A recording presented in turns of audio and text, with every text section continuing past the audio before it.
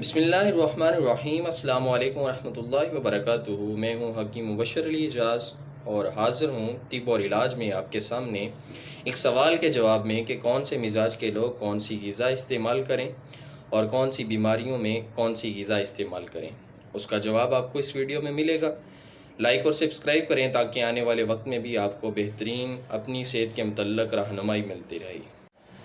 جی تو غذا استعمال کرنے کے چند اصول و ضوابط ہیں۔ بینگ مسلم ہمیں سنت طریقہ پر عمل کرنا چاہیے۔ گھروں میں دسترخوان بچھائیں، ڈائننگ ٹیبل ختم کریں اور بیٹھ کے کھانا کھائیں۔ دایاں گھٹنا کھڑا کر کے کھانا کھائیں یا دوزانوں ہو کر بیٹھ کے کھانا کھائیں۔ کھانے کے بعد پانی نہ پئیں۔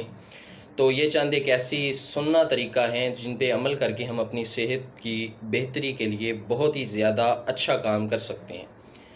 اگر کوئی شخص کسی مرض میں مبتلا ہو گیا تو وہ ایسی خوراک استعمال فرمائے جو کہ بہت ہی جلد ہضم ہونے والی ہے۔ ایسی خوراکیں بند کر دے جس میں ٹھوس اجزاء شامل ہوں۔ یہاں پہ ایک بات کرنا چاہوں گا حکماء کے لیے، اور عوام بھی اس سے فائدہ حاصل کر سکتے ہیں، کہ اگر کوئی شخص معدے کے امراض میں مبتلا ہے تو ایسی خوراک ان کو دینی چاہیے جو کہ آنتوں میں جا کے ہضم ہونے والی ہے، اور ایسی خوراکیں وہ ہوتی ہیں جن میں روغنیات موجود ہوں۔ دوسری صورت میں اگر کوئی شخص آنتوں کے مرض میں مبتلا ہے تو ایسی غذا ان کو دینی چاہیے جو کہ معدے میں ہی ہضم ہو جائے، جو کہ نشاستہ دار غذائیں ہیں۔ ان میں ٹھوس اجزاء نہیں پائے جاتے، نفیس ہوتی ہیں، جلد ہضم ہو جاتی ہیں۔ جیسے جیسے انسان کی صحت بہتر ہوتی چلی جائے ویسے ویسے ہی اس کو مقویات کی طرف لے کے آنا چاہیے۔ یہ حکماء کے لیے بات ہے اور عوام بھی اس سے فائدہ حاصل کر سکتے ہیں۔ تب تک کوئی بھی طاقت والی چیز استعمال نہ کریں جب تک معدہ آپ کا اس قابل نہ ہو جائے کہ آپ وہ ٹھوس غذا جو ہے وہ ہضم کر سکیں۔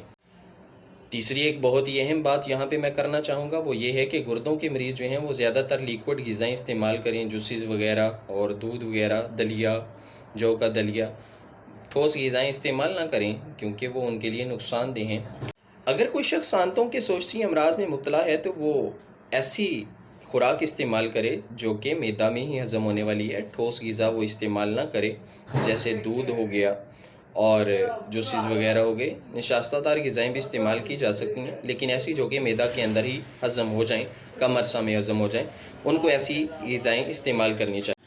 جن بھائیوں نے میری پہلی ویڈیو دیکھی ہے ان کو پتہ ہے میں نے مزاج کو 3 حصوں میں تقسیم کیا ہے، سوداوی، صفراوی اور بلغمی، اور یہاں پہ میں نے تینوں قسم کی ہی خوراکیں ترتیب دی ہیں۔ جو کہ سوداوی امراض میں مبتلا لوگ ہیں وہ کون سی خوراکیں استعمال کریں، اور جو صفراوی امراض میں مبتلا ہیں وہ کون سی خوراکیں استعمال کریں، اور جو بلغمی امراض میں مبتلا شخص ہیں وہ کون سی خوراک استعمال کریں۔ ان کو میں نے چارٹ کی صورت میں بنایا ہے۔ کوئی بھی تحقیق حرف آخر نہیں ہوتی۔ میں نے اس سے بہت ہی فائدہ حاصل کی ہے، امید ہے آپ کو بھی اس سے فائدہ ہوگا۔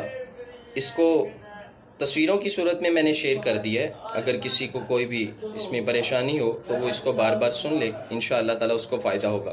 یہاں پہ ایک بات جو ہے میں ذکر کرنا چاہوں گا وہ یہ کہ بلغمی امراض جن میں شوگر ایک بہت ہی بڑی مرض ہے، ان کے لیے بلغمی امراض والے شخص پہلے ہی ذوف ہضم لاحق ہوتے ہیں ان کو، تو اس لیے ان کو لیے غذائیں بھی بہت کم ہیں، اور کم خوراک کھا کے وہ اپنے آپ پہ قناعت کریں، اور جیسے جیسے ان کی صحت بہتر ہوتی چلی جائے ویسے ویسے وہ اپنی جو ہے خوراک کو بھی بہتر کرتے چلے جائیں۔ امید ہے کہ آپ کو اس سے بہت فائدہ ہوگا۔ السلام علیکم ورحمۃ اللہ تعالی وبرکاتہ۔